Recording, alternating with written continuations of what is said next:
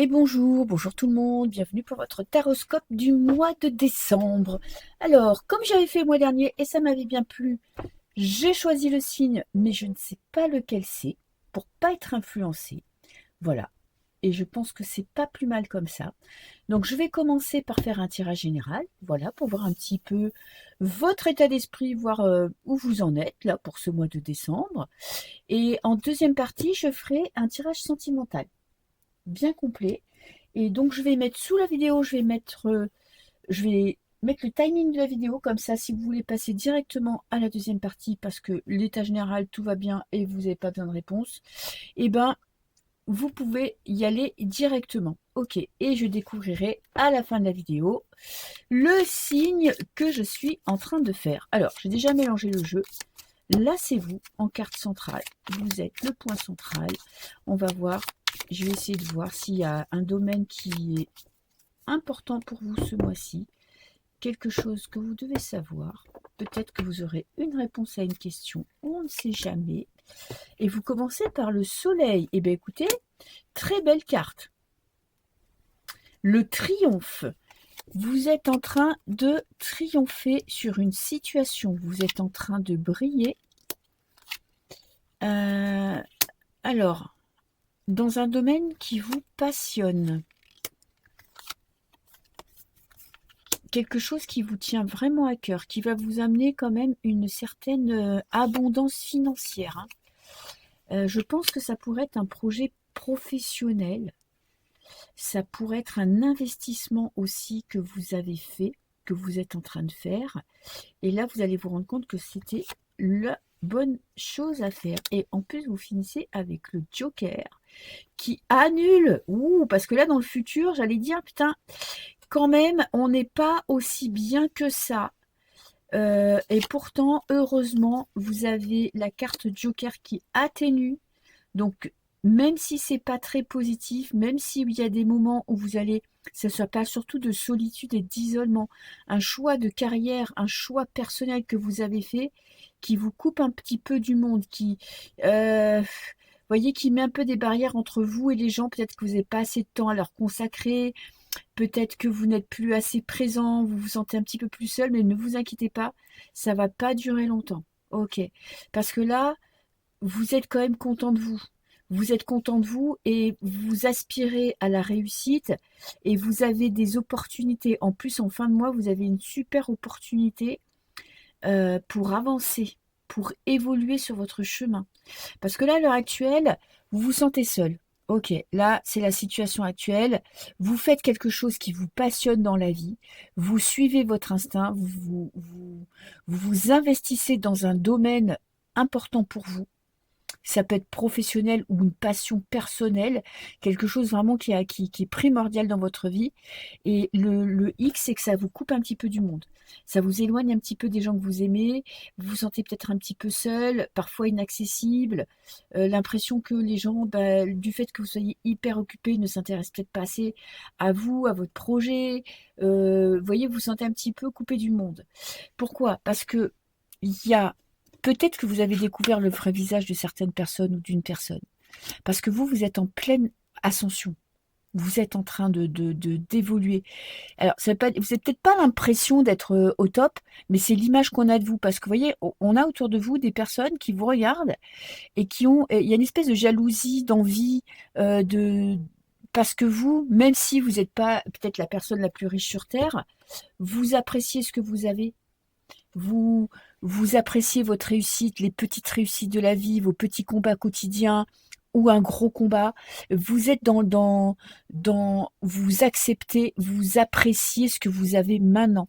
On a en plus, ça pourrait être une promotion, ça pourrait être votre entreprise qui décolle, ça pourrait être vraiment quelque chose, vous voyez, qui vous a demandé beaucoup d'investissement, qui vous a demandé de vraiment de vous lancer à fond. Et là, vous allez ce mois-ci, enfin, les choses vont se débloquer pour vous. L'abondance arrive.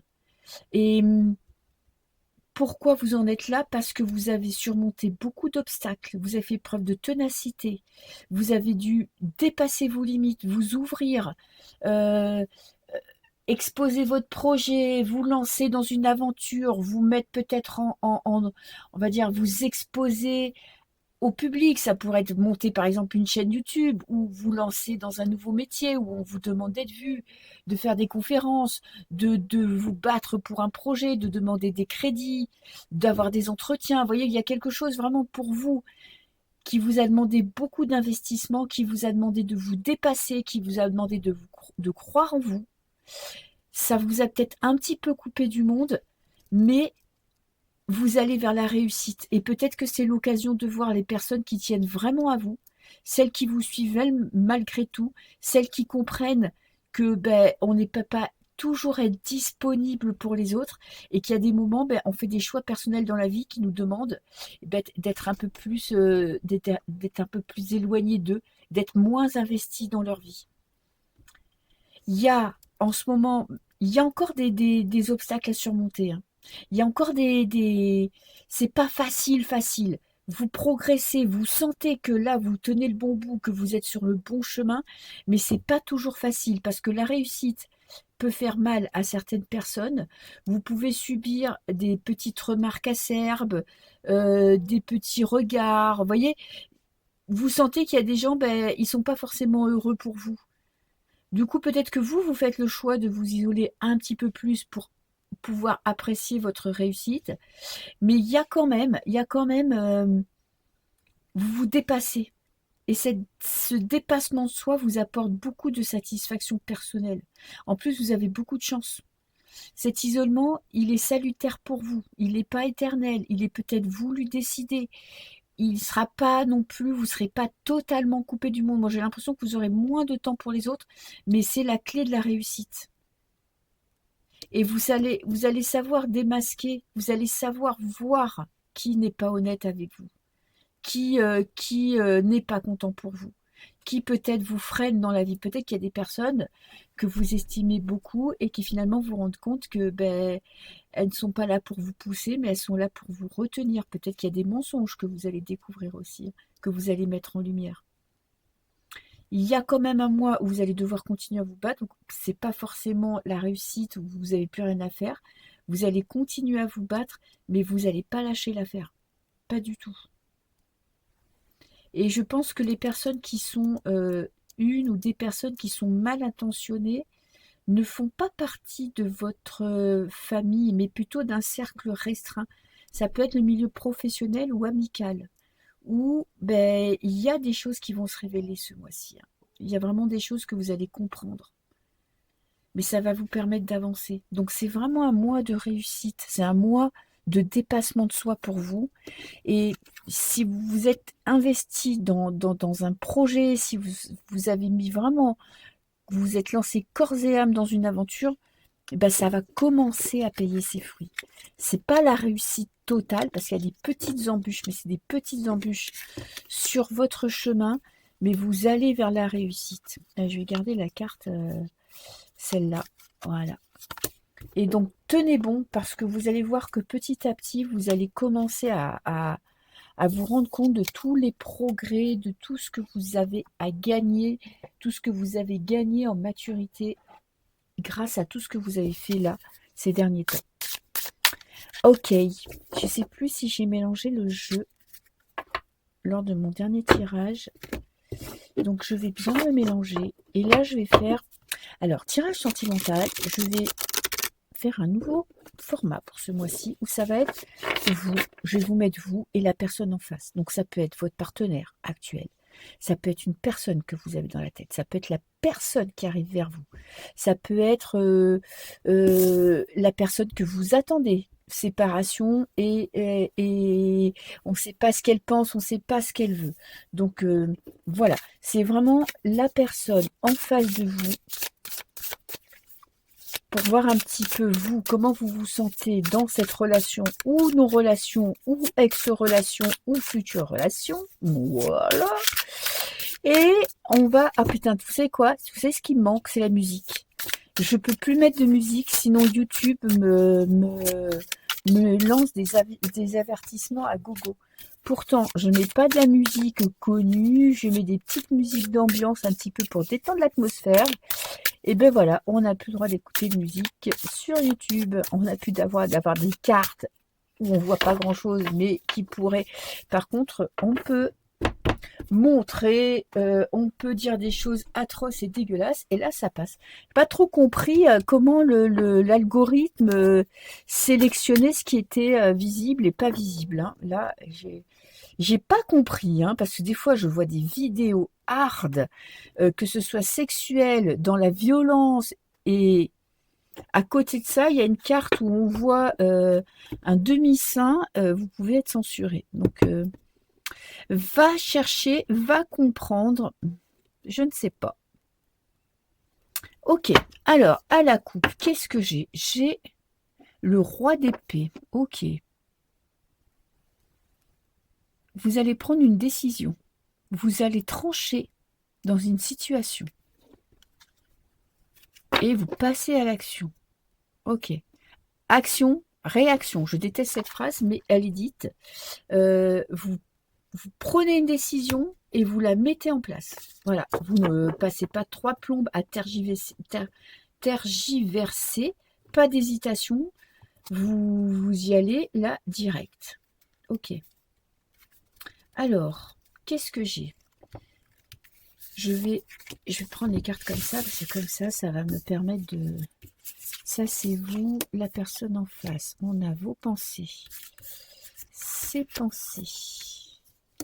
On a les blocages. Bon, j'ai tout découvert aujourd'hui. C'est rare que je les découvre à l'avance. Et on a conseil. Conseil des cartes. Ok. Et je vais vous prendre une carte d'avenir. Évolution de la situation. Alors, vous êtes le valet de bâton. Ok. Alors, vous avez envie de communiquer avec la personne. Vous avez envie d'action. Vous avez envie que les choses évoluent et avancent. Vous avez besoin d'une nouvelle impulsion. D'avoir l'impression que les choses évoluent. Ouh, on finit avec le valet de coupe. L'as de coupe. Pas mal, pas mal. Alors ça, c'est vous. Vous, pour l'instant, vous êtes dans l'envie que les choses changent, que les choses évoluent, que les choses avancent, que peut-être cette personne ne se déclare pas, qu'enfin, vous ayez une réponse à vos questions. Et on a quelqu'un en face d'assez buté, hein, d'assez mystérieux, qui ne dévoile pas forcément, ses émotions et ses pensées. On a quelqu'un qui a beaucoup de charisme, qui est attirant sexuellement, et qui en même temps, il y a une grosse part de mystère. Parce que vous avez envie de construire une histoire, vous avez envie de construire quelque chose, vous avez envie, vous voyez que si c'était juste des contacts, vous avez envie de passer un cap, de passer une étape. Et lui, il est plutôt dans la stagnation. On a 2 cartes antinomiques. On a le pendu qui parle vraiment de stabilité, de blocage, de la situation n'avance pas, et on a vous qui avez envie et en plus avec ce valet de bâton, quoi, d'exprimer vos sentiments. Peut-être que vous n'êtes pas libre de dire ce que vous pensez parce que vous n'osez pas le dire, vous n'osez pas exprimer vos émotions parce que vous sentez qu'en face, il y a une personne assez mystérieuse. Vous savez pas vraiment ce qu'elle pense, vous savez pas vraiment ce qu'elle ressent, vous savez pas si elle a des sentiments pour vous, si elle en a encore, vous savez pas s'il y a de l'amour, s'il y a de l'attirance, vous savez pas si c'est que physique. Et vous voyez, il y a cette notion de mystère d'une personne qui se montre pas, qui ne montre pas ses sentiments. Vous voyez, si vous étiez dans le célibat, les choses n'avancent pas du tout, quoi. Les choses sont bloquées, vous savez qu'il y a quelqu'un qui arrive, mais vous savez pas quand, vous en avez marre d'attendre, vous en avez marre d'attendre des réponses, des signes, vous voyez, vous êtes dans cette notion de vous, où vous avez, là, ça y est, maintenant, vous savez ce que vous voulez dans la vie, vous savez ce que vous ressentez, et vous avez l'impression qu'en face, ça n'avance pas. On a le 6 de coupe. En plus, vous avez envie de légèreté, vous avez envie de vous amuser, vous avez envie que ce soit fluide, vous n'avez pas envie de vous prendre la tête.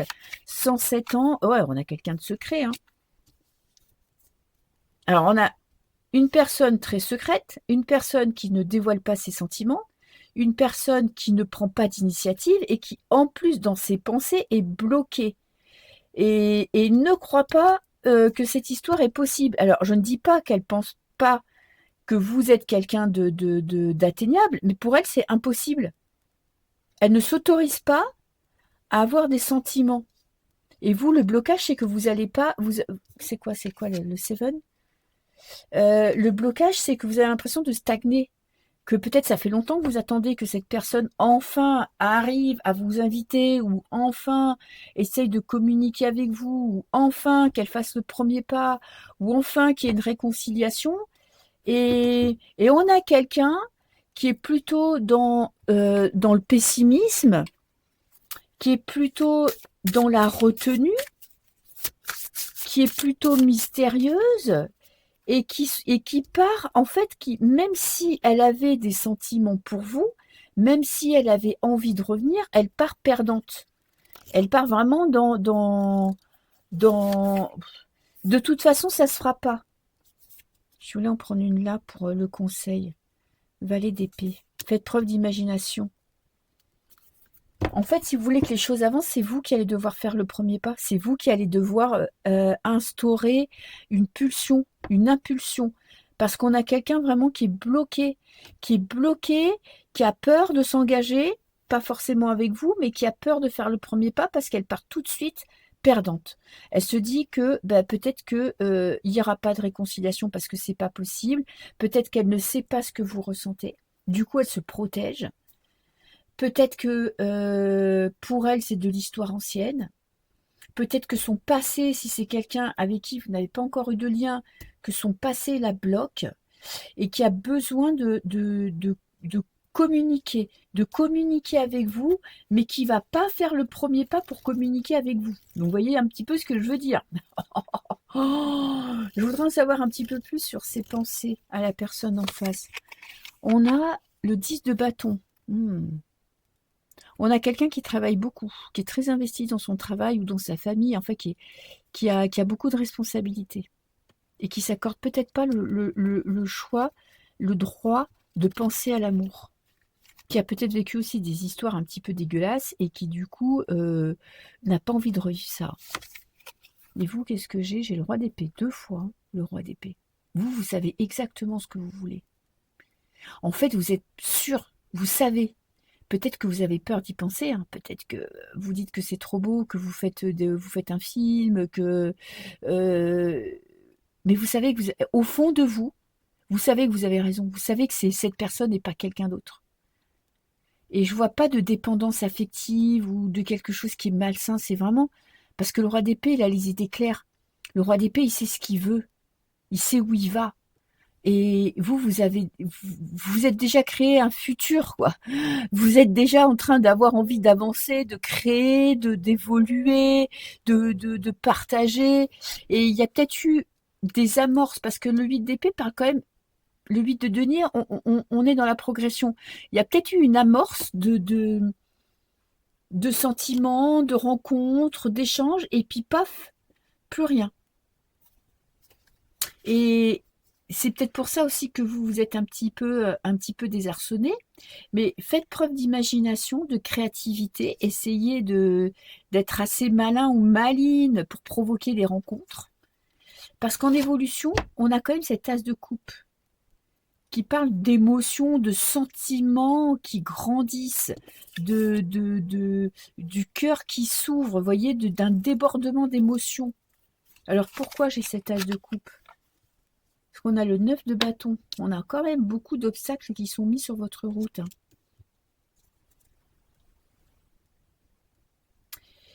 Ouais.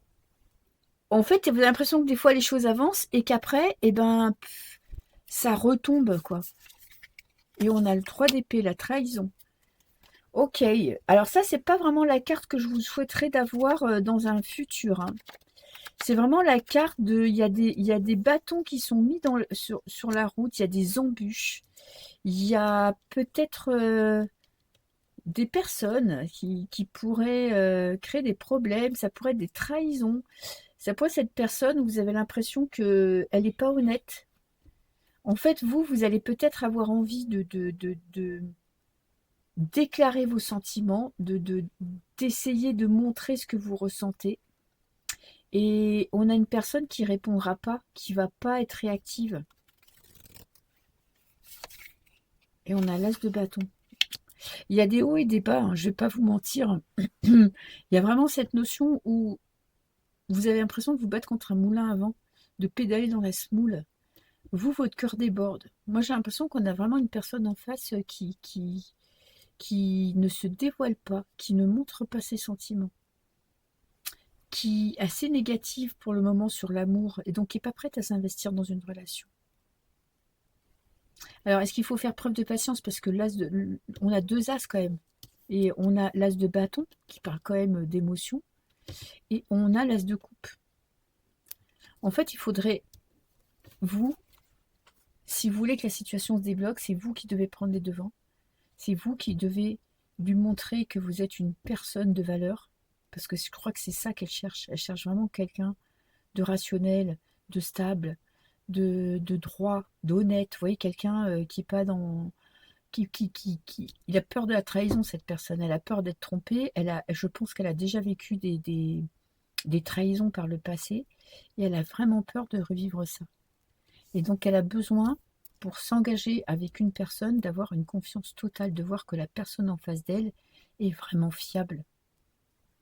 Parce qu'en fait, elle est déjà prise dans une vie qui est assez remplie, où elle a beaucoup de responsabilités. Ça peut être une personne qui travaille beaucoup, qui élève ses enfants tout seul ou toute seule, ou en tout cas qui a la charge de ses enfants, qui gère peut-être des associations, qui fait peut-être du sport, vous voyez, du sport pendant ses week-ends, enfin qui est très occupée, qui est peut-être même surchargée, et qui a peut-être pas envie de se consacrer à l'amour pour pas souffrir. Mais vous savez que c'est ça que vous voulez.